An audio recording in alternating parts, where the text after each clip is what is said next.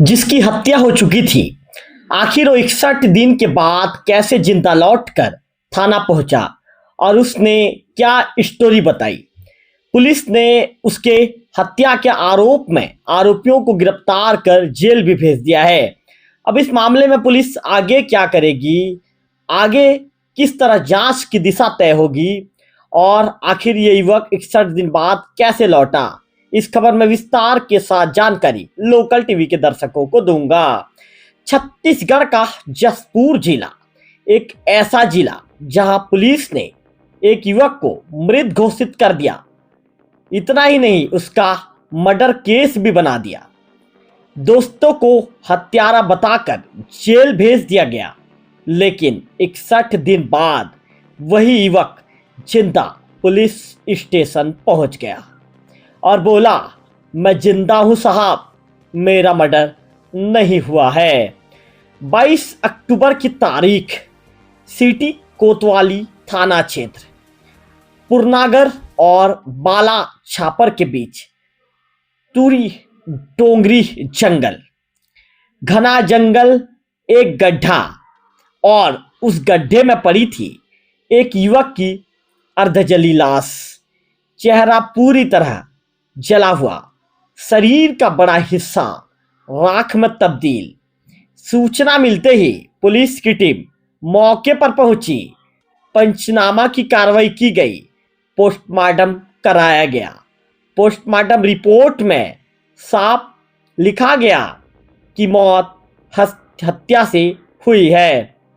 इसके बाद पुलिस ने दर्ज किया हत्या का मामला बीएनएस की धारा 103 ब्रैकेट में 1 और 238 ब्रैकेट में का। अब सवाल था, मृतक कौन है? शव की पहचान कराई गई कार्यपालिक मजिस्ट्रेट के सामने, जहां मां, पिता और भाई ने शव को पहचान लिया और कहा, ये हमारे बेटे सिमित खाखा की लाश है। सिमित खाखा उम्र करीब 30 साल, ग्राम सीटोंगा का निवासी। जांच की दिशा आगे बढ़ती गई। पुलिस को पता चला कि सिमित अपने दोस्तों के साथ मजदूरी के लिए झारखंड गया था, लेकिन उसके दोस्त लौट आए, लेकिन सिमित वापस नहीं आया। यहीं से पुलिस का शक गहराता चला गया और पुलिस की जांच की दिशा उसी बिंदुओं के आधार पर, शक के सुई के आधार पर, उसी सुई के नोक के दिशा में आगे बढ़ती चली गई। पुलिस के मुताबिक 17 अक्टूबर की रात सिमित अपने दोस्तों रामजीत राम, वीरेंद्र राम और एक नाबालिग के साथ जसपुर लौटा। बाकी नदी पुलिया के पास शराब पी, कमीशन के पैसों को लेकर विवाद हुआ। गुस्सा इतना बढ़ा कि रामजीत ने चाकू से सीने पर वार कर दिया। वीरेंद्र ने लोहे की रॉड से हमला कर दिया। सिमित जमीन पर गिर पड़ा और वहीं उसकी मौत हो गई, ऐसा पुलिस का दावा था। हत्या छिपाने के लिए शव को जंगल में घसीटा गया, गड्ढे में फेंका गया और पेट्रोल डालकर जला दिया गया। सबूत मिटाने की पूरी कोशिश की गई। पुलिस ने एक एक कर आरोपियों को गिरफ्तार किया। न्यायिक मजिस्ट्रेट के सामने कबूलनामा, scene of crime recreation, video recording, सब कुछ हुआ। आरोपी जेल भेजे गए। मर्डर केस लगभग बंद हो चुका था, लेकिन 61 दिन बाद कहानी पलट गई।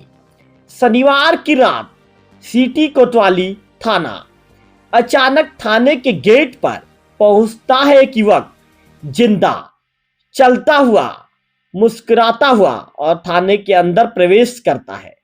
उसके साथ ग्राम पंचायत सीटोंगा की सरपंच कल्पना खलको।